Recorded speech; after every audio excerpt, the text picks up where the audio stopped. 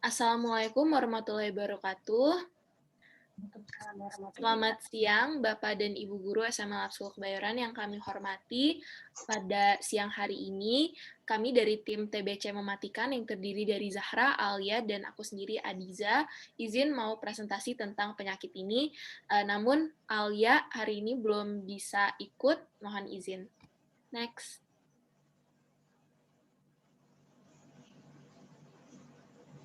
Tuberkulosis merupakan penyakit yang amat merajalela, seperti yang dibuktikan pada statistik di layar, bahwa 1,7 miliar manusia terinfeksi oleh TBC di 2018, dan 1,4 juta manusia meninggal akibatnya di 2019. Indonesia sendiri merupakan urutan kedua penderita TBC terbanyak di dunia. Namun, 36% kasus baru di Indonesia tidak terdeteksi. Ini membuktikan bahwa masyarakat Indonesia banyak yang masih kurang paham tentang bahaya TBC. Next. Tuberkulosis sendiri merupakan penyakit menular yang disebabkan oleh bakteri Mycobacterium tuberculosis yang biasanya menyerang paru-paru dan merupakan salah satu penyakit menular paling berbahaya di dunia karena satu orang pengidap dapat menginfeksi 5-15 orang lainnya. Next. TBC dibagi menjadi dua fase, laten dan aktif. Fase laten terjadi ketika sistem imun tubuh masih bisa mengalahkan bakteri, sehingga tidak menimbulkan gejala dan tidak juga menular.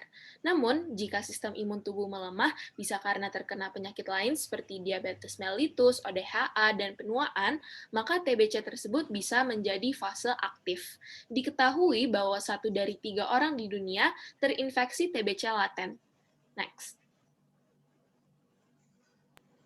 Lalu untuk bakteri Mycobacterium tuberculosis ini, dia masuk lewat percikan air liur pengidap TBC, dan kalau bakteri lain biasanya mereka terperangkap di mukus, itu seperti lendir yang ada di trakea atau leher, nah lalu dikeluarkan lewat batuk. Tapi bakteri TBC dia bisa langsung ke dalam paru-paru, ke alveolus tepatnya, dan dia akan menyerang makrofag, dia seperti penjaga untuk memakan sel asing.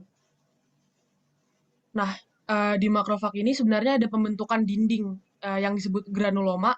Itu dia sebenarnya bisa menjadi mati bakterinya. Tapi kalau imunnya turun, imunnya lemah, bakteri tersebut akan menyebar. Bisa jadi laten atau aktif. Lalu penularan TBC ini melalui percikan air liur, dan yang rentan tertular adalah orang-orang dengan sistem imun lemah, yaitu orang-orang yang mempunyai penyakit lain seperti diabetes mellitus, HIV/AIDS, atau penuaan. Lalu juga gaya hidup yang buruk, merokok, meminum alkohol, dan orang dengan tempat tinggal dekat dengan orang yang TBC. Gejalanya yang pertama adalah batuk berdarah. Yang kedua, nyeri dada saat batuk dan bernapas, lalu nafsu makan turun dan berat badan berkurang, dan yang terakhir demam dan keringat malam.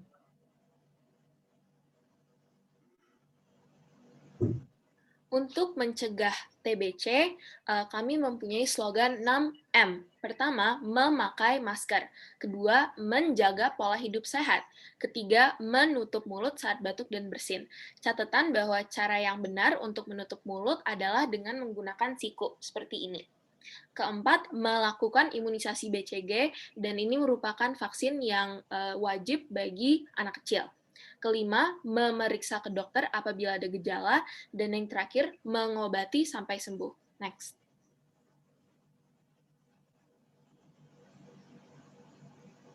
Lalu pemeriksaan untuk pasien TBC itu yang pertama ada TST. Jadi seperti memasukkan PPD tuberkulin ke dalam tubuh, lalu sekitar 48 sampai 72 jam, nanti kalau ada gelembung sekitar 5 sampai 9 mm akan berarti itu positif, tapi kita belum tahu laten atau aktifnya. Lalu ada IGRA, itu tes darah, ada fotoronsen, dan ada tes bakteri tahan asam. Itu mengumpulkan sputum atau dahak.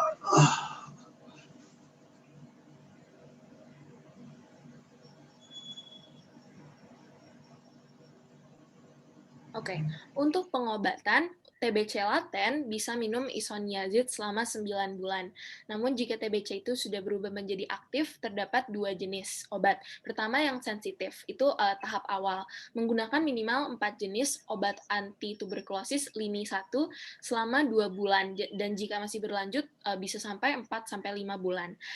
Namun, jika obat ini tidak berfungsi, maka bisa menggunakan resistan obat untuk bakteri yang kebal. Nah, ini menggunakan OAT lini 1 dan pengobatan bisa menjadi semakin lama. Jika lini 1 ini tidak berfungsi, maka harus beralih kepada OAT lini 2. Dari proses pengobatan ini diketahui bahwa sangat lama, bisa berbulan-bulan, hampir setahun. Nah, semua obat ini harus diminum secara terus-menerus, tidak boleh berhenti. Ada kasus ketika pasien mengghosting TBC, berarti tiba-tiba berhenti minum obat di tengah jalan, walaupun belum selesai masa pengobatannya, ketika mereka merasa sehat. Itu bisa menjadi berbahaya, karena itu malah bisa menimbulkan bakteri yang kebal, dan malah jadinya nggak bisa terobati, gitu. Next.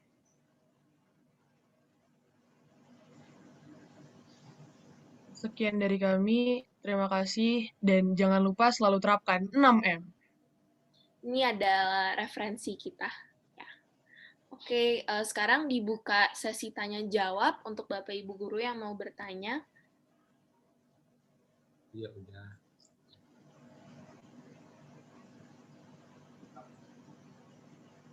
Bapak Ibu, apakah ada yang ingin bertanya? Oh dong Bu Kiki, Oh ya, boleh, silahkan Pak Vicky. mau tanya gini, apa sih perbedaan TBC dengan asma? Karena gini, di lapangan kebetulan di keluarga saya ada yang asma gitu loh. Dan itu menurun, tapi kalau di masyarakat bilang, oh enggak ini mah TBC gitu. Untuk membedakan mana TBC, mana asma itu gimana ya? Oke, Pak. Terima kasih. Terima kasih atas pertanyaannya. Boleh balik dulu ke slide diagnosis dah.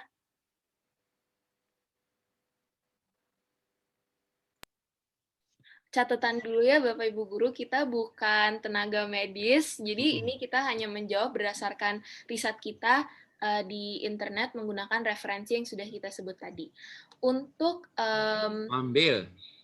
ya, Lagi masih untuk ada. mengetes apabila Kan makan dia, itu TBC atau bukan, ada 4 cara mendiagnosis ini. Paling sering itu pakai tes Mantoux, yaitu si TST ini yang paling aman sih Pak. Untuk membedakan antara asma dan TBC, kita bisa lihat dari gejalanya. Boleh ke gejala aja.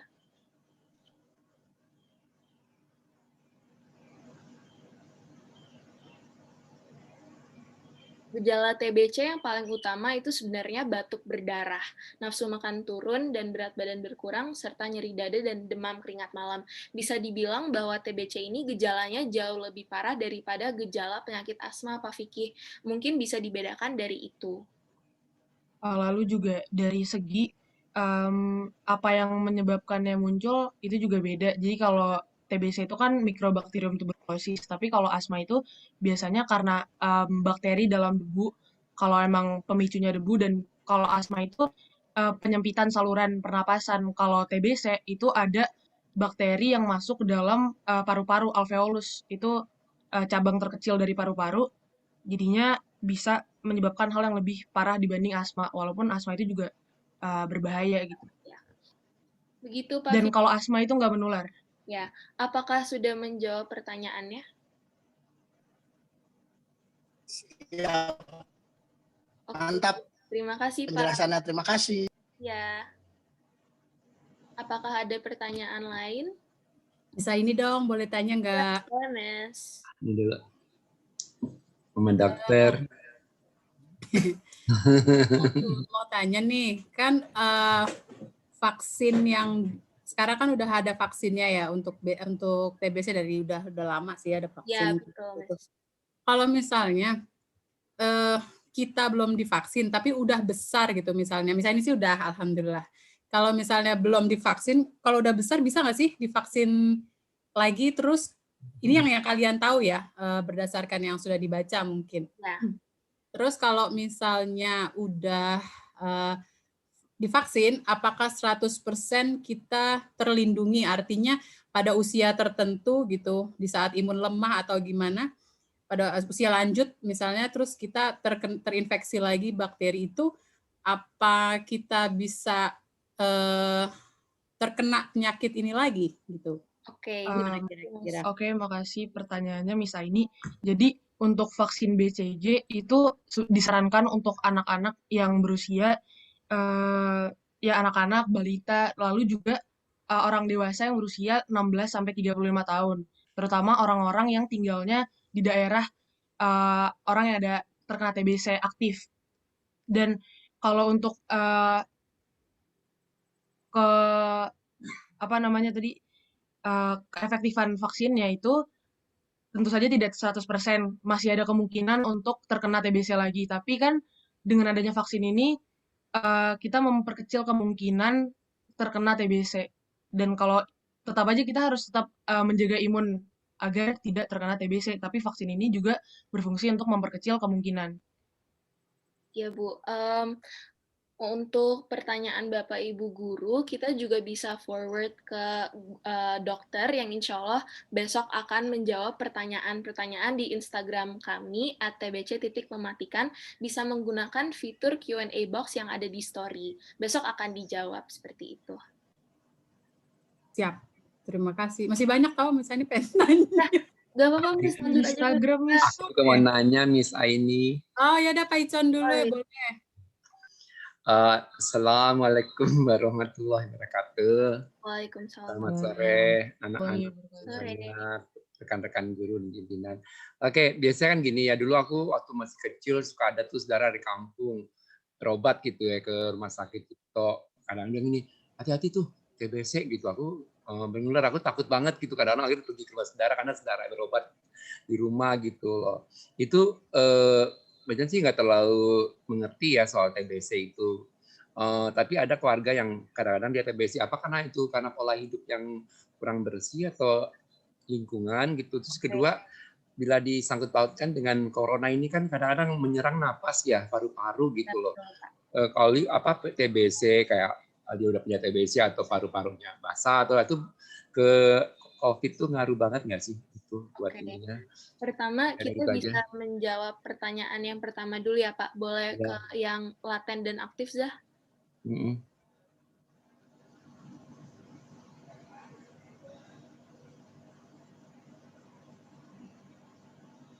Oke. Sebenarnya lebih susah untuk mencegah TBC laten karena buktinya di dunia itu udah banyak, 1 dari 3 orang malah. Tapi yang bisa dibilang sakit beneran adalah ketika TBC aktif. Dan TBC aktif ini bisa terjadi ketika sistem imun tubuhnya melemah. Jadi kalau gaya hidupnya kotor, kurang higienis, itu bisa termasuk, Pak.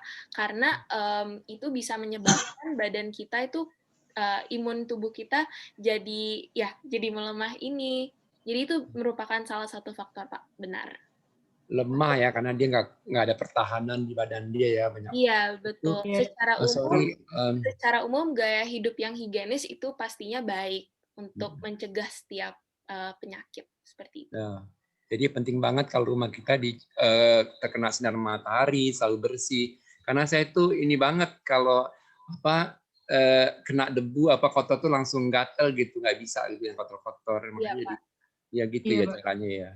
Oke. Tadi dia. Untuk yang COVID mungkin Zara bisa menjawab. Ya, lalu untuk pertanyaan yang kedua tadi, apakah ada hubungannya antara TBC dengan COVID ya? Iya. Tentu ada hubungannya. Jadi kalau kita udah terkena TBC, maka kemungkinan kita bisa terpapar COVID kalau kita tidak menjaga dengan baik itu sangat tinggi. Itu termasuk penyakit yang komorbid dan tapi perlu diingat bahwa TBC dan COVID itu beda. Dan ya tentunya mereka saling berhubungan. Kalau pasien COVID itu bisa jadi terkena TBC karena sama-sama juga di paru-paru gitu sih, Pak. Nah, terus juga mungkin yang perlu diingat bahwa COVID-19 ini malah mengingatkan kita bahwa seharusnya 6M atau 3M yang sekarang kita terapkan karena ada pandemi, itu sudah jauh-jauh hari kita terapkan karena TBC kan juga udah ada dari 100 tahun lalu bahkan. Allah ya, udah lama banget gitu, penyakit klasik istilahnya. Iya, gitu Jadi sih, memang Pak, mungkin. intinya memang kita harus selalu menjaga imun ya, jaga kebersihan. Nanti insya Allah sih nama pakai masker di tangan itu berlaku forever lah ya. Nanti diterapkan selamanya gitu, jangan hanya karena COVID ya, biar nanti mengurangi kondisi penyakit yang macam-macam gitu. Oke, terima kasih. Terima kasih, Pak. Terima kasih, Pak. Sama Bapak Ibu Guru, apakah ada pertanyaan lain? Izin bertanya, Zahra, Hadiza boleh? Ya, Pak Yanto. Iya, Pak. Oke, sebelumnya terima kasih banyak atas penjelasan dan paparannya tadi sangat informatif sekali. Satu hal yang ingin Pak Yanto tanya terkait dengan, ini data yang pertama, ada nggak sih sebaran secara terperinci penyebaran TBC ini terhadap misalkan dari sekian banyak yang tertular atau terinfeksi virus terinfeksi TBC ini lebih banyak di usia berapa gitu dan alasannya kenapa? Mungkin bisa dibantu menginformasikan hal tersebut. Terima kasih. Kalau di tangan kami sekarang, kita belum punya akses ke data yang secara spesifik memperlihatkan usia-usia yang terkena TBC, Pak. Tapi kita bisa cariin. Mungkin nanti kita bisa forward ke Pak Yanto setelah meeting ini. Namun untuk orang-orang yang rawan terkena TBC, itu lansia kan ya, Pak? Bisa ke yang penularan, Zah? Iya. Dengan lansia ini menunjukkan bahwa sebenarnya yang paling rawan terkena TBC itu ya lansia, karena sistem imunnya sudah melemah seperti itu, Pak. baik contohnya lansia. Oke, baik. Terima kasih banyak. Ya, terima kasih, Pak. Terima kasih, Pak. Zahra, Hadiza, sama Alia, mau tanya lagi dong? Iya, boleh, Miss. Iya, boleh, Miss. Seru banget. Pak Icon. Pak Icon bukan lansia kan ya? Bukan ya? Itu mau nanya, kalau virus corona, kan ini virus, kalau TBC kan bakteri ya. Kalau virus itu kan strain-nya bisa macam-macam tuh. Influenza aja bisa ada banyak tuh ya, Zah. Kalau nggak salah, misalnya ini sih based on cuman ya yang baca sekilas saja. Jadi strain-nya banyak, mutasi berkali-kali jadi berubah gitu. Nah, kalau bakteri itu gimana sih? Misalnya ini kan nggak gitu paham. Khususnya untuk bakteri tuberkulosis ini ya, bakteri si TBC ini, dia bisa nggak sih bermutasi, terus kemudian apakah cuma satu aja yang akhirnya ciri-cirinya ya udah batuk, berdarah, terus panas tinggi, apa aja tuh tadi tuh? Apa emang sekarang itu yang ada baru itu aja ya? Bakteri yang ini aja, maksudnya dia tidak ada ciri-ciri yang lain lagi yang berbahaya gitu. Oke, makasih pertanyaannya Misa ini. Jadi kalau untuk bakteri Bacterium tuberculosis itu dia bisa mutasi. Nah, jadi dia mutasinya tuh, jadi kan tadi saya pindahkan dulu slide-nya.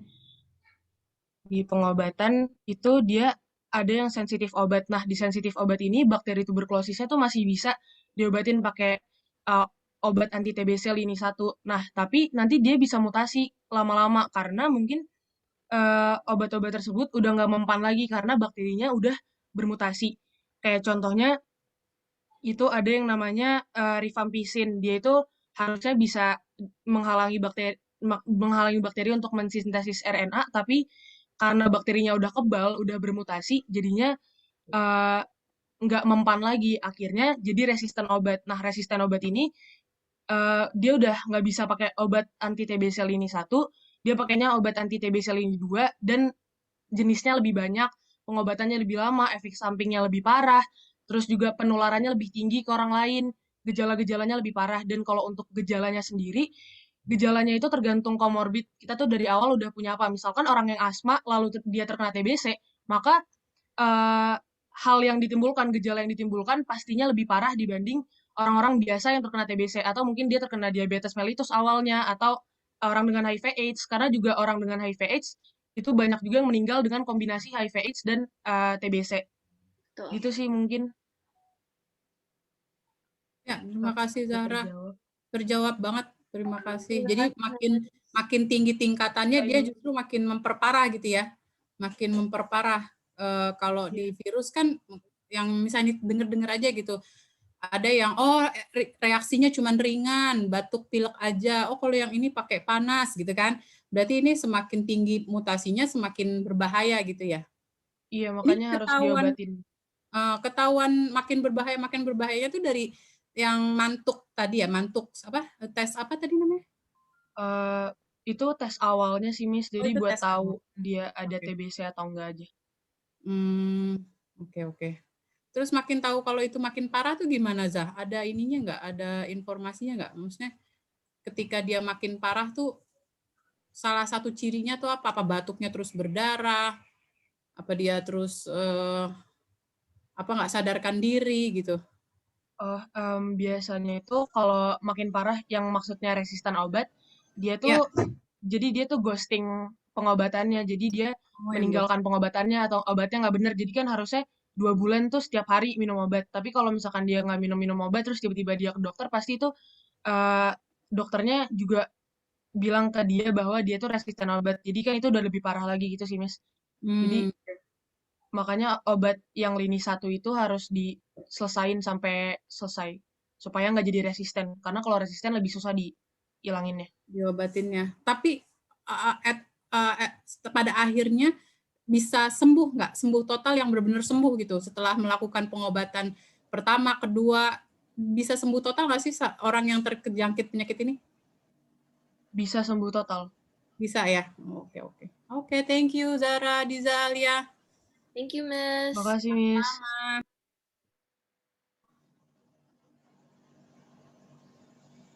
Dari Bapak Ibu guru yang lainnya, apakah ada pertanyaan? Boleh, ada satu lagi. Oh ya, baik Pak Risan. Pertanyaannya ada 2. Yang pertama,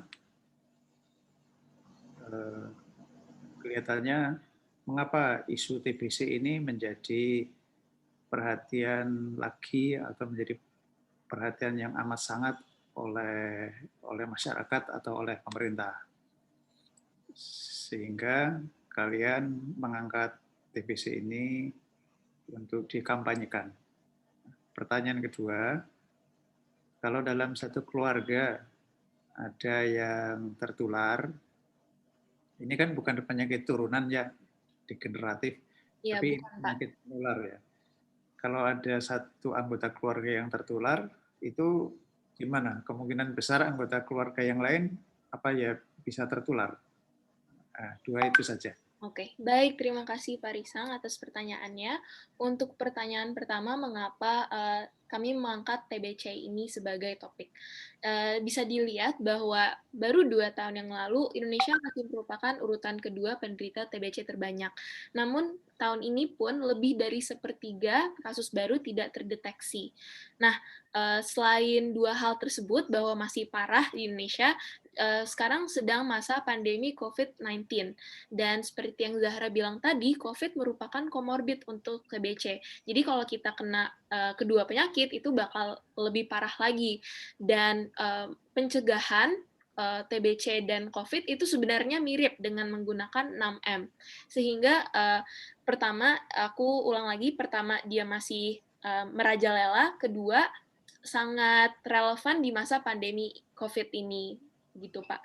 Untuk pertanyaan yang kedua, jika ada anggota keluarga yang terkena, apakah anggota yang lain juga terkena, itu bisa banget Pak, boleh ke yang penularannya, Zah. Karena orang-orang yang rentan terkena TBC itu termasuk orang yang tinggal di dekat pengidap TBC pastinya. Apalagi kalau keluarga tersebut mungkin tidak bersih, tidak menjaga 6M, dan juga belum vaksinasi dan lain-lainnya, ada kemungkinan yang sangat besar dia juga terkena TBC. Tapi bukan berarti dia bisa langsung terkena TBC aktif. Bisa saja dia laten dulu, tapi karena kebetulan mungkin anak muda, imunnya masih tinggi, maka dia hanya laten. Nah, itu harus dijaga terus agar laten terus gitu. Atau mungkin kita langsung testing untuk mengobati TBC laten tersebut. Gitu, Pak. Apakah sudah menjawab? Oke, cukup. Bagus sekali. Terima Nambah kasih, satu Pak. pertanyaan lagi. Ya.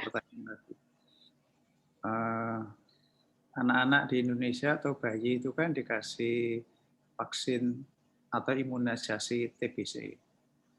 Nah, ada data nggak bahwa bayi-bayi anak kecil di Indonesia dulu waktu baru lahir kan dapat imunisasi BCG. Tapi Betul. kenapa kok kemudian Indonesia menempati urutan kedua penderita? Nah, harusnya kalau udah imunisasi, mestinya urutan penderitanya menjadi yang paling enggak jangan urutan kedua lah gitu. Iya, Pak. Serba urutan pertama. Ya?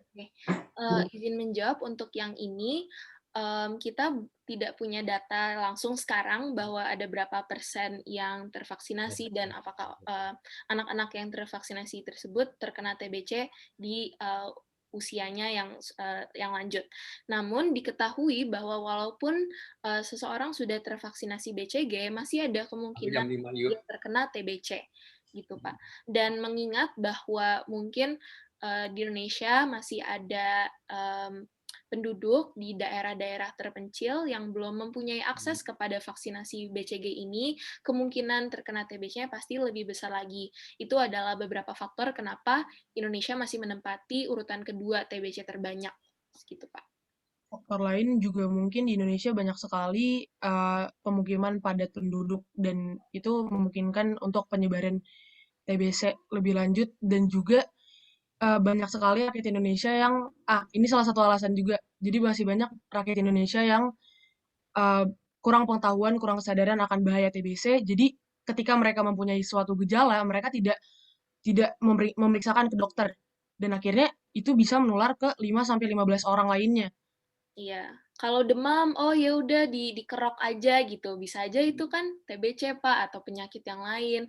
Nah makanya inilah pentingnya kita mengetahui tentang tuberkulosis Pak, seperti itu.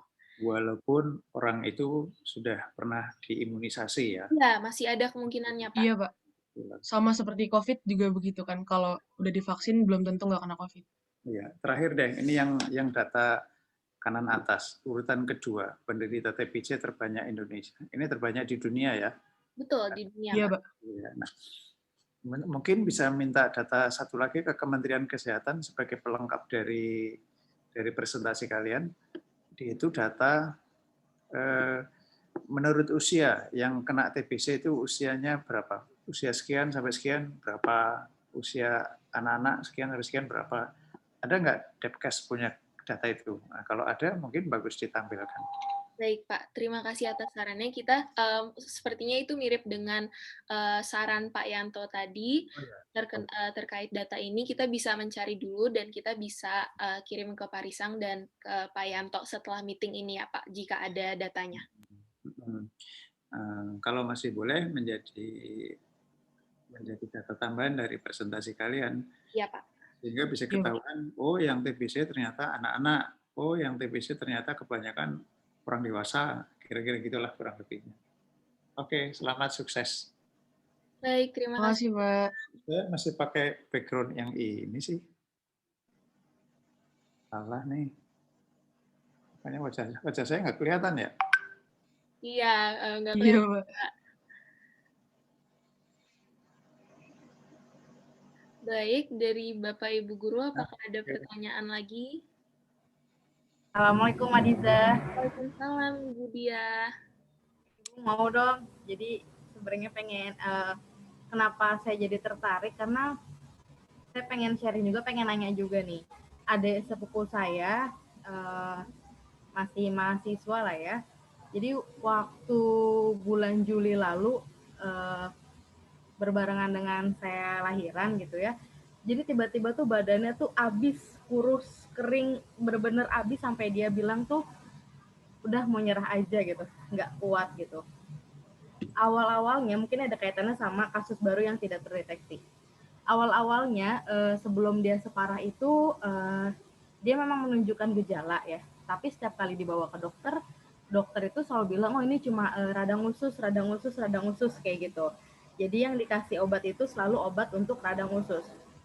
Sampai akhirnya ya puncaknya di bulan Juli tahun kemarin, saat badannya habis, akhirnya udah dibawa ke rumah sakit dan ternyata di situ dokternya marah dan dokternya bilang ini tuh udah kena TBC dan udah parah banget sampai bakterinya tuh nyebar ke mana-mana bahkan sampai ke pencernaannya. Makanya selama ini tuh setiap kali diperiksa jadinya tuh kebacanya tuh radang usus. Nah, yang saya mau tanyain masalah penyebaran tadi ya.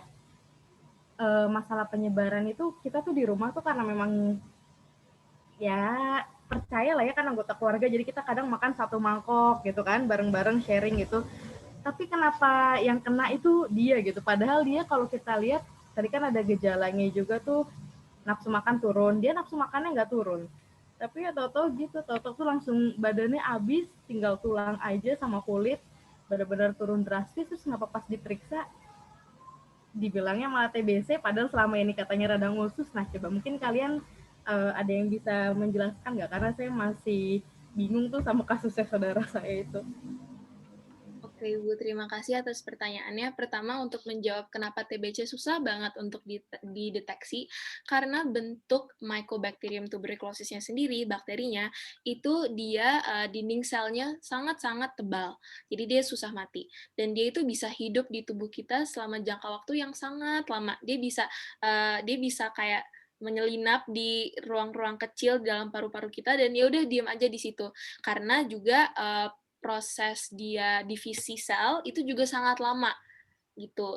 Mungkin itu salah satu alasan kenapa emang susah dideteksi, bisa berbulan-bulan, bertahun-tahun untuk melihat apakah seseorang punya TBC atau tidak.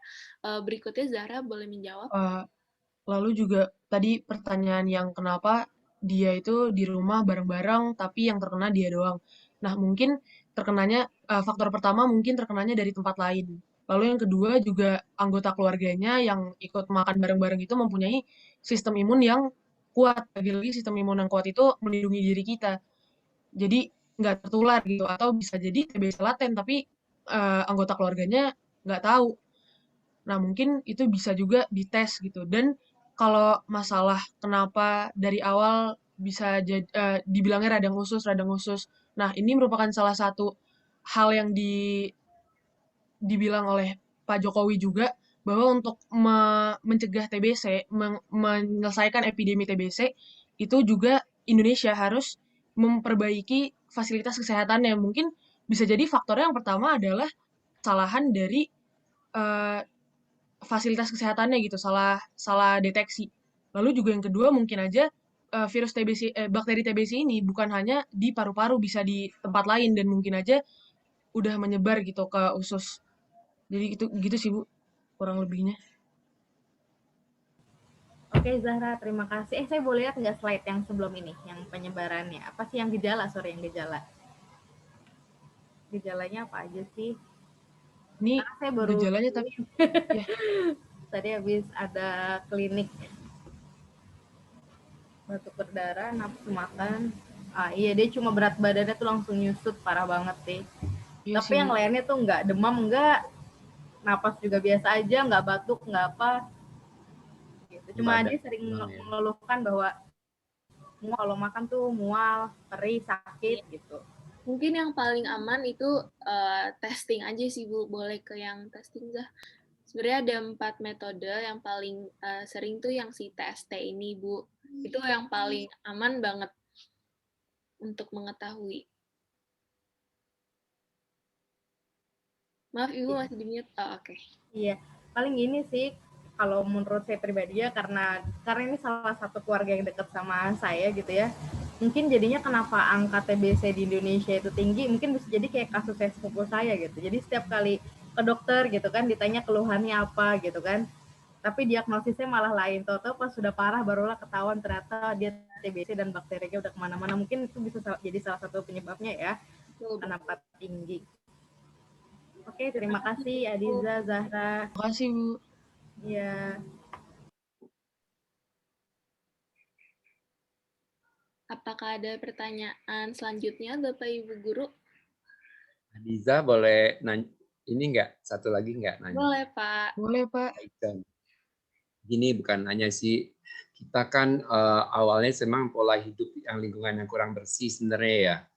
Nah, kita mungkin dengan adanya COVID-19 ini, kita mungkin bisa jadikan lesson gitu. Kalau memang dasarnya memang virus datang. Tapi kita kan kalau dengan adanya kita tadi 5M, 3M, jadi bagusnya di rumah, di sekolah, kita jaga kebersihan gitu loh ya. Maksudnya kadang-kadang suka tuh siapa aja sih naruh sampah di kolong-kolong, itu kan sebenarnya salah satu pemicu juga ya. Atau ruangan, kita berada di ruangan AC terus, nanti kan paru-paru basah tuh.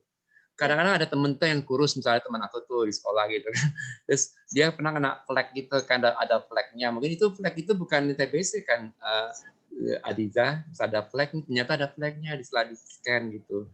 What do you think about that? Kalau itu saya pribadi kurang mengerti karena aku dan Zahra bukan seorang tenaga medis, tapi lagi dan lagi kita bisa menanyakan pertanyaan Pak Icon itu ke dokter besok yang akan dijawab tentang flek. Iya, karena teman pernah ya benar Adiza, sedikit ya. Kadang-kadang kan dia tes ternyata dia ada flek kayak paru-paru apa basah gitu. Maksudnya itu mungkin salah satu bisa jadi itu jadi TBC karena kan bisa jadi virus comes into our body kan, jadinya kita nggak tahu gitu. Jadi memang benar banget ya, kita memang harus selalu jaga kesehatan. Nanti setelah ini, setelah COVID akan berkurang dan selesai, kita memang harus memakai masker kemanapun jadinya gitu. Ya kan, kadang-kadang kita lihat perilaku orang di luar Indonesia kan agak jorok ya. Kadang-kadang kita lagi makan nih di warung, tuh ada yang ngeludah depan kita gitu. Dia, kenapa sih ngeludah harus di tanah? Kan harus kalau ngeludah buang kotoran dari badan kita harus di kamar mandi gitu. Tapi sih kayak gitu. Dan juga kita udah kelihatan kalau kita emang jorok ya pola hidupnya kan gitu. Makanan juga yang kita sembarangin masaknya gitu kan di mana-mana asal. Itu aja deh, thank you ya. Oke, sekali Oke, makasih Pak Icon. Jika tidak ada pertanyaan lain dari Bapak Ibu Guru, kami boleh menawarkan Pak Dede atau Pak Risang untuk memberi masukan kepada webinar ini. Silakan Pak Dede atau Pak Risang. Juga mungkin presentasinya, ya. Ya. Ya, kalau saya sudah bagus, orang melihat presentasinya sudah bisa memahami apa itu penyakit TBC, bagaimana cara penularannya, apa bahayanya, lalu bagaimana mengatasi, mencegah, dan mengobati. Nah, yang penting kan kalau soal penyakit atau sehat, yang paling penting mencegah dan mengobati. Di presentasi ini, dua faktor itu untuk sosialisasi TBC. Yang penting kan bagaimana memahami penyakit ini, bagaimana mencegah dan mengobati. Lalu yang kedua saran saya yang tadi saya tekankan, kalau bisa ada data kelompok umur yang terkena penyakit TBC, kalau bisa dapat dari Kemenkes, saya kira itu sangat bagus. Dijadikan sebagai tambahan presentasi sebagai data. Oh ya, kalau mungkin satu lagi data ada, perbandingan kota desa itu penderita TBC banyakkan di desa apa di kota atau di pemukiman padat penduduk atau di mana?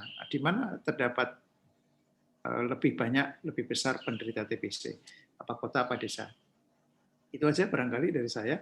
Tetap semangat. Ini kan udah masuk babak final ya. Nah, iya. Insya Allah yang terbaik. Sukses. Terima kasih banyak Pak atas masukannya. Insya Allah kita akan merevisi presentasi ini apabila sudah bertemu dengan data yang Pak Risang dan Pak Yanto sebut tadi. Untuk link yang baru dikirim Zahra di chat, boleh dijelasin dulu, Zah?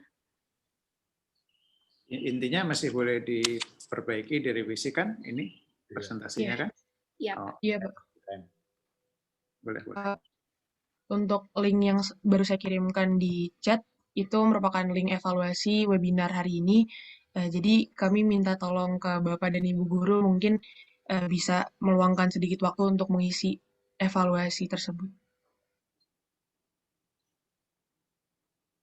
Untuk melihat apakah presentasi kita sudah cukup informatif seperti itu, Bapak Ibu Guru. Bisa diakses ya Pak link ya? Belum tuh, gimana caranya nih? Aku udah bisa masuk. Oke. Diklik link yang ada di chatnya, nanti tersambung ke Google Form.